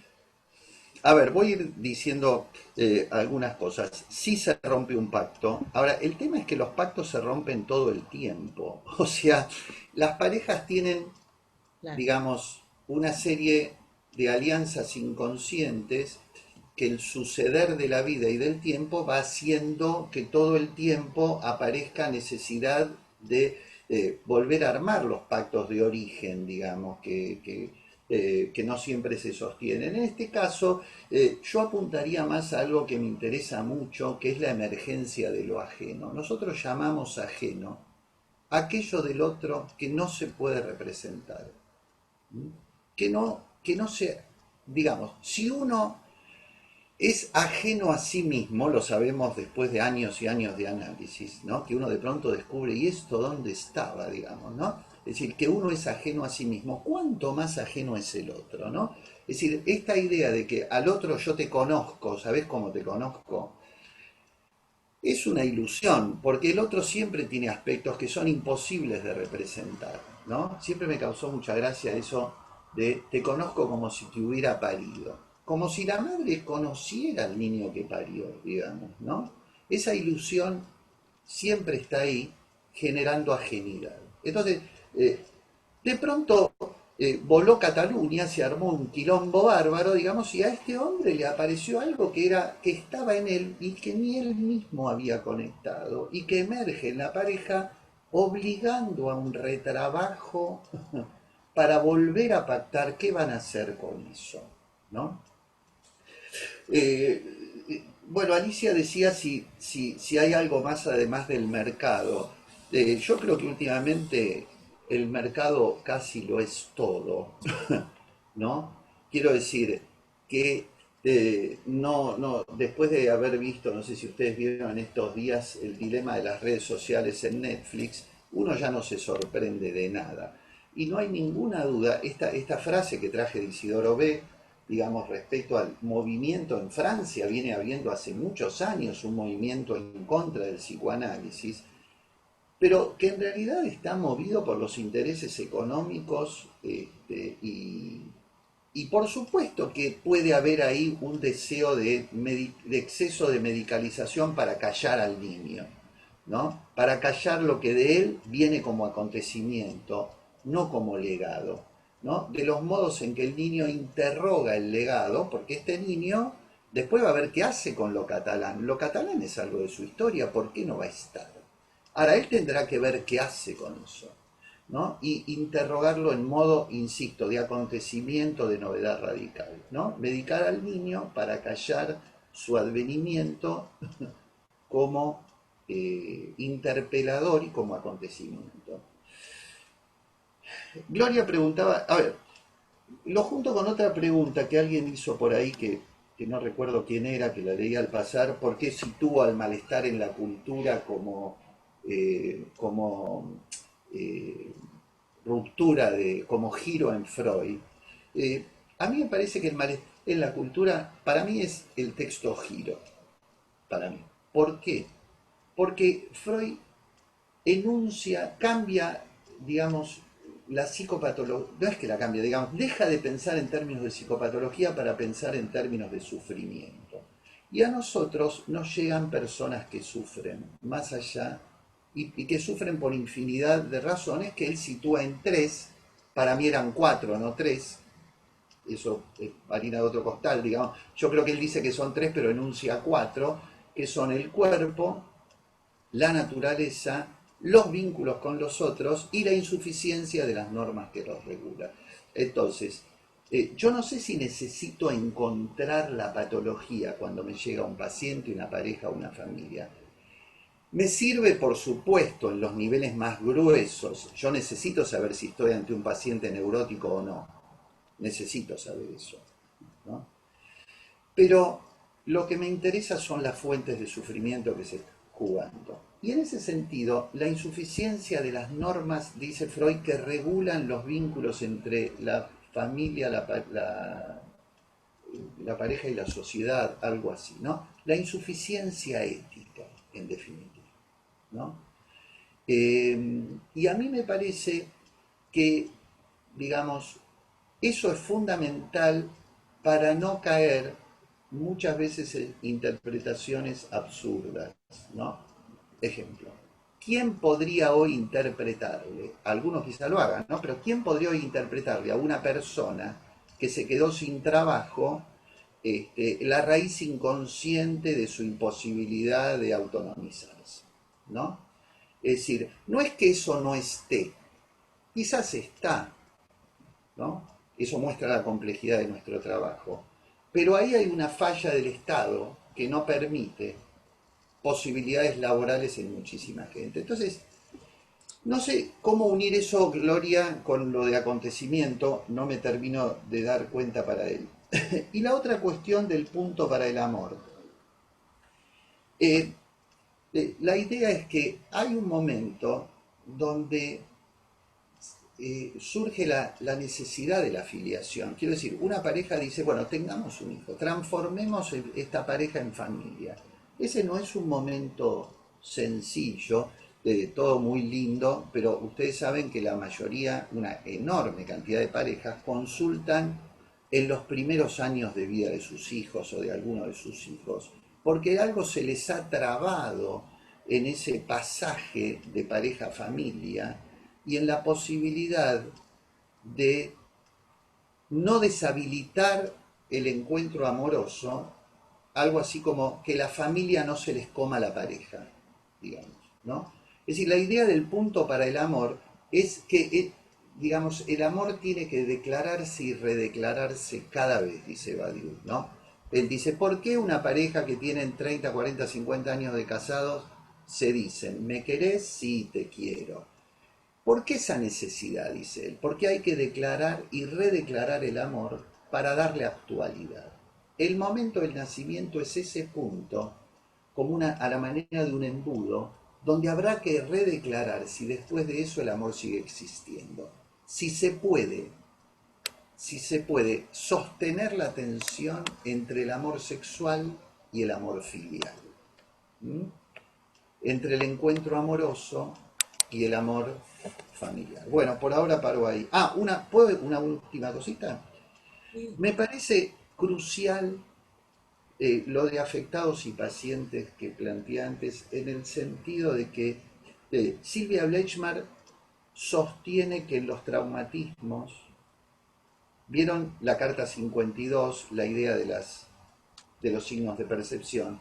Ella dice que los signos de percepción no son una inscripción necesariamente temprana del niño, es un modo de inscripción en el aparato que puede producirse en cualquier momento de la vida. Los traumatismos son esos momentos de ingreso de signos de percepción que no registran, que no llegan a ser articulables por la tópica psíquica. Y si uno se los pone a interpretar como si fueran simbolizaciones, ¿no? Uno hace lío, digamos. Ella propone ahí hacer lo que denomina simbolizaciones de transición, claro, para transformar lo que dice la deriva en tránsito. Bueno, por ahora está ahí. A ver, Claudia, si estás de acuerdo. Sí. Yo separé la pregunta de María Eugenia Ferrés, que me parece que podría hacer dialogar, la de Alejandra Castín, la de Verónica Ginocchio y una de Montevideo. Si vos querés mirar alguna más, porque me parece, Norbert, ¿no?, que esta va a ser como la última vuelta de los panelistas. Sí, yo quiero agregar, Alicia, acá una pregunta dirigida, un comentario de Jorge Cantis para Teresa. Dale, dale. Teresa, acuerdo que el cuerpo del niño se pierde en la virtualidad. Es importante proponerle al niño juegos donde aparezcan todo el cuerpo del niño como también todo el cuerpo del analista. Este encuentro alivia. Bueno, eso quería agregar de nuestro colega Jorge Cantis. Gracias que cambió horarios para estar. Contesten como quieran, voy a hablar de 4 preguntas, pero con Norberto nos dio mucho éxito el otro día en una reunión, que los panelistas, más que a uno por uno, por ahí ustedes hacen como una vuelta de, yo creo que sí, de juntar y de integrar. Eso queda a deseo de ustedes. Dale. No, por favor. Verónica. Dice Verónica Ginocchio, creo que también aparecen más consultas porque está la insistencia en el supuesto diagnóstico temprano. Alejandra Casín, comentario, pregunta, es una pregunta.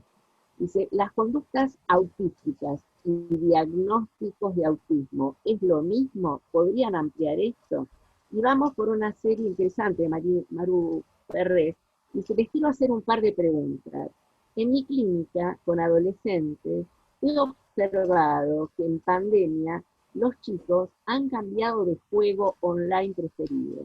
Pasaron de los juegos más rápidos, repetitivos y ruidosos, tipo Fortnite, a uno, supongo que se pronuncia así, Fortnite, a uno antiguo, tradicional y lento. Y como es el Amon, a su versión actual del asesino o la magia con cartas. ¿Ustedes tienen la misma observación? Quiero ver si hay algo más y van cerrando y después cerramos, Claudia. Graciela Onofrio dice, recordé una conferencia de Badiou en la que el auto habla del sujeto frente a la prueba de la subjetivación, supongo que es para Daniel, como prueba de posición frente a la realidad. Algún sujeto prueba un exceso de subjetivación identificado al síntoma y al diagnóstico. Esto lo vemos en pedidos en las consultas o queda expuesto en carencia de subjetivación frente a la realidad y quedan menos en procesos de carencias que pueden ser o no sintomáticas. Bueno, casi menos cuarto, les damos la palabra para la última vuelta y cerramos, Claudia y yo. Gracias. Dale, Tere. Les quedan un montón, pero va a ser para el otro cumpleaños, para los 11. A los 11 hacemos otra fiesta. Teresa, tenés que vos, ahí te estoy activando. No estoy muy. A ver, Teresa. Ahí está, ok, gracias. Bueno, en principio, algo para comentar en relación a lo que quedó. Yo, si bien entiendo que hay toda una mercantilización y usufructo del mercado en relación a todo este tema, y algo de eso también señalo, en nuestro trabajo como analistas, y en el caso por caso, También observo, a pesar de que hay muchas consultas, y ahí articulo un poco con la exposición de Daniel, que me pareció muy interesante, es que cuando uno empieza a escuchar a los padres que vienen con todos estos diagnósticos y con estos listados de tratamientos, y les empieza a habilitar un espacio de escucha sobre a ver qué les está pasando y qué les pasó a ellos, y cómo fue la llegada de ese niño, en fin, hablar de lo que no se habló en ningún lado hasta ese momento en general, ¿no? Porque lo único que se ha hecho es evaluar al niño, a lo sumo si el parto fue de tal o cual manera, y si duerme o come o lo que sea. Entonces, los padres empiezan a escuchar y hablar de otras cosas. Aparecen los temas de los padres y cómo fue esa llegada al mundo, ese acontecimiento del hijo, ¿no? Entonces, a mí me parece que en ese punto nosotros tenemos mucho trabajo para hacer, porque los padres no todos ni rápidamente aceptan la medicalización y la psiquiatrización, ni tampoco la cartelización. Entonces es cuestión de darles también ese lugar. En este contexto de pandemia, la lógica esta se ha invertido, como no hay mucha posibilidad, a mi criterio, de trabajar con los niños en la virtualidad, y ahí voy a ir a otro de los comentarios. Creo que, bueno, los padres un poco están en la escena como protagonistas, y entonces hablamos más de las cosas que les pasan a ellos. Entonces, esto también les permite empezar a pensar al hijo desde otro lado y salir de estas categorías con las que ellos también vienen muy atravesados, porque les resultan un peso para ellos también. Yo lo que veo en cuanto a los juegos, coincido con lo que decís vos, Verónica, que los padres se agarran de un supuesto diagnóstico temprano. No es posible hacer diagnóstico en los niños pequeños. Yo por eso hablo de trastornos y les explico a los padres que el desarrollo es muy dinámico, que no podemos ponerles nombres. No, estamos hablando de niños antes de los 5 años, ¿no? 6 años. Por eso hablo de conductas autísticas, porque sí creo que hay de estas conductas, pero no hago diagnóstico. La defino como una conducta de encierro desde el punto de ese, casi te diría descriptivo, pero no porque yo piense que es un diagnóstico, ¿no? Los chicos se defienden, están con un exceso de estímulos y solos para tramitarlo. Los adultos se han corrido un poco de ese lugar, como digo ahí, de ser un poco los mediadores frente a tantos estímulos a los que están expuestos los niños y los adultos también, por supuesto. Yo más que ver un cambio de juegos, yo en realidad hablo de los niños a los juegos que juegan. Nunca he participado ni en lo presencial con nada de tecnología porque es mi modo de trabajar, ¿no? No utilizo la tecnología, ahora la uso solo a los fines de la comunicación y les pido que me cuenten qué hacen. En general yo veo al revés, que los niños están jugando menos, en muchos niños que juegan menos, que se quieren salir del tema de las pantallas, y he visto niños que han inventado ponerse a jugar a otra cosa, ¿no? Como si el exceso de pantalla los hubiera saturado. Esto es lo que yo observo en la clínica.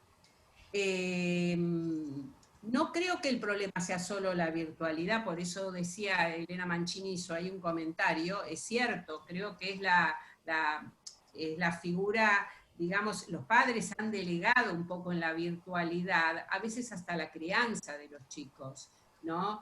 Entonces, no solo calmarlos, sino casi como que le ponen un dibujito, un jueguito, y eso los educa más que ellos, como si ellos se deshabilitaran más de su lugar de educador.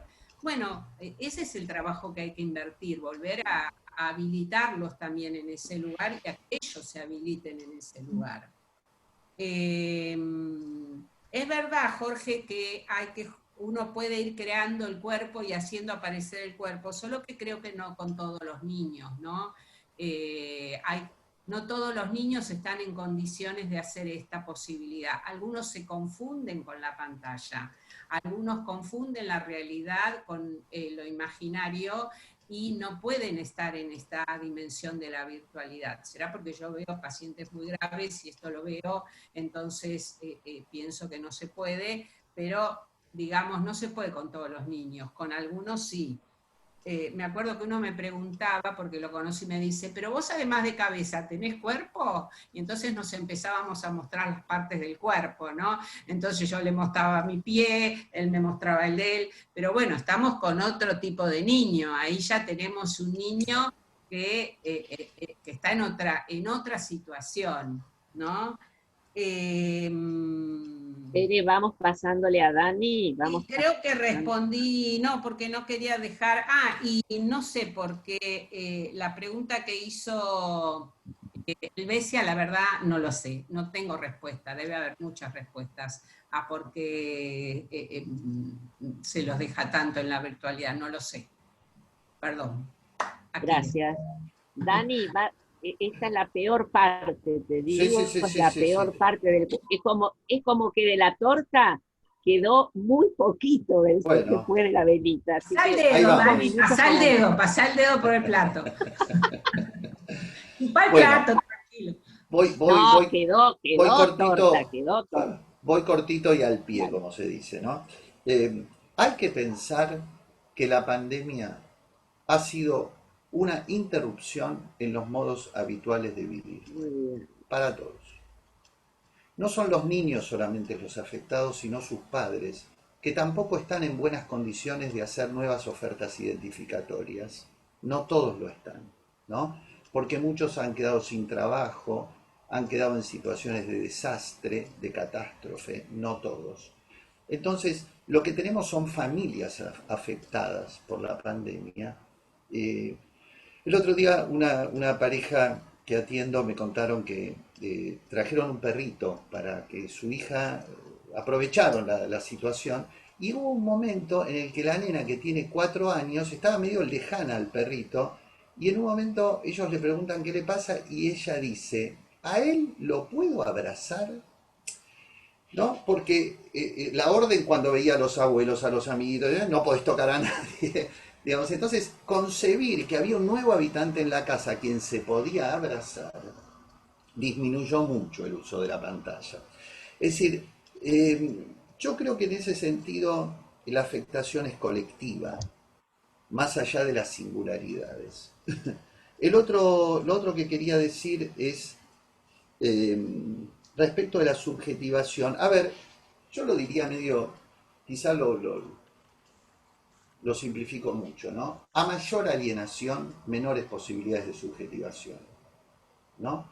Cuando la oferta alienatoria crece, la posibilidad subjetivante baja. Y por lo tanto viceversa. Entonces, ¿de qué se trata? Y me parece que de lo que se trata es de que en los vínculos, aún también con los niños, es ver qué posibilidades hay de transformar la vivencia en experiencia.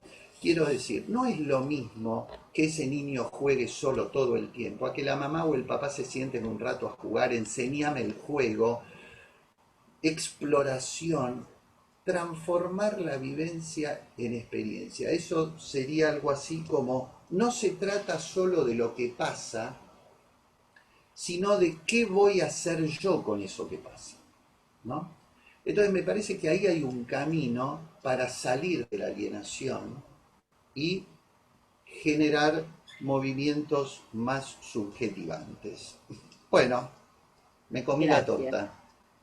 Bueno, Mira, muchas Claudia, gracias. 2 minutitos. Sí, cómo no. Quiero hacer un comentario. Me hizo pensar esto que acaba de decir Daniel. En principio pensaba que veníamos muy entusiasmados en el curso de niños y adolescentes, acompañados por la escuela, por toda la escuela, para festejar nuestros 10 años de trabajo. Pensamos que la mejor manera de festejarlo era trabajando, y tanto Daniel como Teresa nos han ayudado realmente a transformar esta vivencia en lo que creo que es una experiencia. y esta experiencia hay que cuidarla, como diría Winnicott. ¿Cómo hacemos para cuidar esta experiencia? Y se me ocurre que una de las maneras de cuidarla es poder retomar las ideas tan interesantes que tan generosamente Daniel y Teresa nos han permitido compartir para pensar de qué manera poder incluirlas y ponerlas a trabajar en nuestro querido posgrado de niños y adolescentes en la escuela. De verdad, muchas gracias. A todos también por acompañarnos, gente, colegas de Latinoamérica, de FLAPSIP, de distintos países, los colegas de distintas instituciones, nuestros compañeros de UBA, en fin, muchas gracias a todos por acompañarnos. Alicia. Gracias, Claudia. Después el chat por ahí va a estar a disposición, hay que preguntarle a Norberto cómo se hace, pero quería agradecerle a Marta de Yusti su intervención, a Graciela Cohen, la verdad que he tratado de tener una productividad con las preguntas para no molestarme a Norberto, y con Claudia pudimos salir adelante. Los panelistas, la verdad que no es una sorpresa que hayan respondido a la expectativa que teníamos, son gente muy allegada a la carrera, son gente muy allegada a la escuela. Particularmente yo tengo un lazo de amistad con los dos de cerca de 30 años, así que superaron la expectativa y alcanzó la torta, miren lo que les digo. Y tomando algo de lo que dijo Inés, del origen y el futuro, no se hubiese podido arrancar si no hubiésemos armado el equipo que armamos con Claudia, con Elena, con Marité, y en su momento con Elsa Cartolán. No se hubiese podido, porque la libertad que tuvimos, como hoy, la libertad que tenemos para poder pensar lo mejor para la escuela, es muy respetada por la escuela, y estamos las dos muy agradecidas. Así que para cerrar, además de los agradecimientos a todo el equipo, Marta, Norberto, todo lo que nombré, voy a cerrar con una pregunta de Elena, porque sin Elena no hubiésemos podido, pero la voy a poner como cierre, ¿ok? Dice Elena, en familias actuales pensamos el lugar de los niños, además de su lugar frente a las pantallas. Y yo digo, Elena tiene razón, estamos acá 190 personas, no refiero a otras cosas, frente a una pantalla. Así que no son los niños y las pantallas, nosotros podemos producir y dar carrera también gracias a esto. Les agradecemos mucho, mucho, mucho, a todos. ¿Sí? Gracias a ustedes. Muchas gracias. Lo que vamos a hacer es, ahora faltan 3 minutos para el cierre, vamos a permitir que los participantes puedan desilenciarse y aplaudir esta mesa. Felicitaciones a todos los que organizaron esta fiesta, que fue una verdadera fiesta, con dos exposiciones espectaculares, el video, y bueno, cómo pudimos además superar algunas dificultades que se fueron dando, que bueno, el tras bambalinas lo fuimos armando esta fiesta que sea una verdadera fiesta. Se descosió, es como si se hubiese descosido una parte del moño del vestido, escuchame, pusimos ahí. Sí. Así que bueno, voy a permitir que los participantes reactiven su micrófono, así los aplaudimos, y nos vamos despidiendo con la actividad del miércoles próximo, que los esperamos de 11 a 1 en los miércoles científicos de la escuela.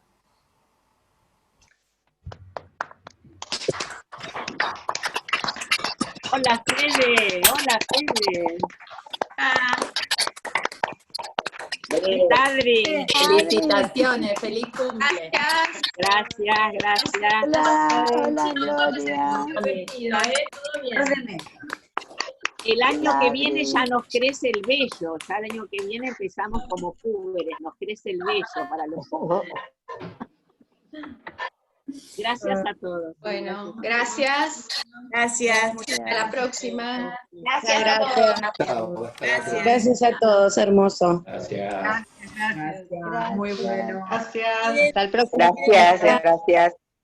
Gracias a todos, muchas gracias. Gracias, Elena. A ver si Bárbara. ves. Norberto, no sé si será posible, pero a mí me gustaría tener el chat para poder ver que... Sí, claro. Claro que sí. 84. Bueno, Gracias a todos. Chao, gracias. Chao, Chao. Daniel. Gracias a Un ustedes. abrazo a todos, gracias por tanto. Gracias. 2107-7392.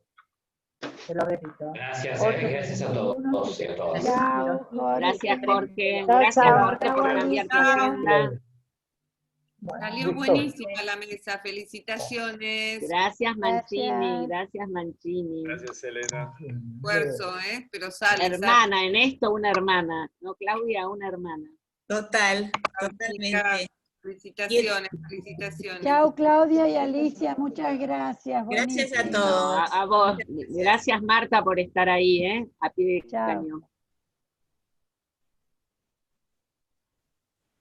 Bueno, el área de Winnicott la semana que viene. El área de Winnicott la semana que viene, así que los esperamos. Y discute el área de niños. Hicimos democracia.